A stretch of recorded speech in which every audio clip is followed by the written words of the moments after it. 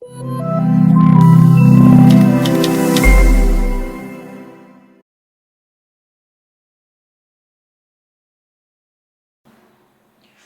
afternoon to each and everyone. This subject is all about global or international trade. Now let me introduce to you what is international business. International business relates to any situation where the production or distribution of goods or services crosses country boards. So it means when you distribute your product to other country, that is an international business. So in international business, we need a strategic management. It is the body of knowledge that answers questions about the development and implementation of good strategies and is mainly concerned with the determinants of firm performance. There comes an entrepreneurship, that is the recognition of opportunities, wants, problems, and the use or creation of resources to implement innovative ideas. Now, in strategic management, we have what we call SWOT analysis. We need to determine the strengths, weaknesses, opportunities, and threat that you will meet along with the international business that we need to consider strategic management. Okay, now let's move on with the next topic. Who is interested in international business? Of course, everyone is interested with that. But then we have what we call stakeholder. It is an individual or organization whose interests may be affected as the result of what another individual or organization does. Beyond yourself, as an international business student and future international business person, you can identify the people and organizations that might have an interest in international business if their interests are affected now or in the future by it. Such international business stakeholders include employees, managers, businesses, governments, and non governmental organizations. We also need to consider the stakeholder analysis. This is a technique used to identify and assess the importance of key people, groups of people, or institutions that might significantly influence the success of your activity, project, or business. Now, what forms do international business take? Actually, there are many forms, but then these are I think, the most important forms that you could study about international business. We have the importers, who sells goods and services obtained from other countries. That is importing. Okay? Exporters, those who sell goods and services from their home country abroad. Now, aside from importing and exporting, we have what we call foreign direct investment, which means that a firm is investing assets directly into foreign countries, buildings, equipments, or organizations.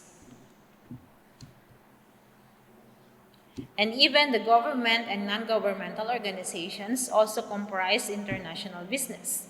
The government is the organization or agency through which a political unit exercises its authority, controls and administers public policy, and directs and controls the action of its members or subjects. The non-governmental organizations or NGOs include any non-profit, voluntary citizens groups that are organized on local, national, or international level. Now, let's talk about the globalization debate. International business professor Pankaj Gamawat takes a strong issue with the view that the world is flat and instead espouses a world he characterized as semi-globalized and multi-domestic. Now, if the world were flat, international business and global strategy would be easy. And according to Gemawat, it would be domestic strategy applied to a bigger market. In the semi-globalized world, however, global strategy begins with noticing national differences. And actually, he offered a cage analysis. This is a research he suggests to study the barrier to cross-border economic activity. So cage analysis means culture, administration, geography, and economics. Now let's move on with ethics and international business. The ethics deals with morality about what is considered right and wrong behavior for people in various situations. You need to consider a framework for ethical decision making. The first one is it an ethical issue? Being ethical doesn't always mean following the law. And just because something is possible doesn't mean it's ethical. Hence, the global debates about biotechnology advances such as cloning. Also, ethics and religion don't always concur. This is perhaps the trickiest stage in ethical decision making. Sometimes the subtle ties of the issue are above and beyond our knowledge and experience. You need to listen to your instinct if it feels uncomfortable making the decision on your own and get others involved and use their collective knowledge and experience to make a more considered decision. Next, get the facts. What do you know? And just as important, what you don't know. Who are people affected by your decision? Have they been consulted? What are your options? Have you reviewed your options with someone you respect? Next is evaluate alternative actions. There are different ethical approaches that may help you make the most ethical decision. Example, we have the 5 approaches you can consider. Number 1 is utilitarian approach. That is which action results in the most good and least harm. Next, we have to test your decision. After evaluating, test your decision. Could you comfortably explain your decision to your mother, to a man on the street, on television? If not, you may have to rethink your decision before you take action. And just do it, but the question is, what did you learn?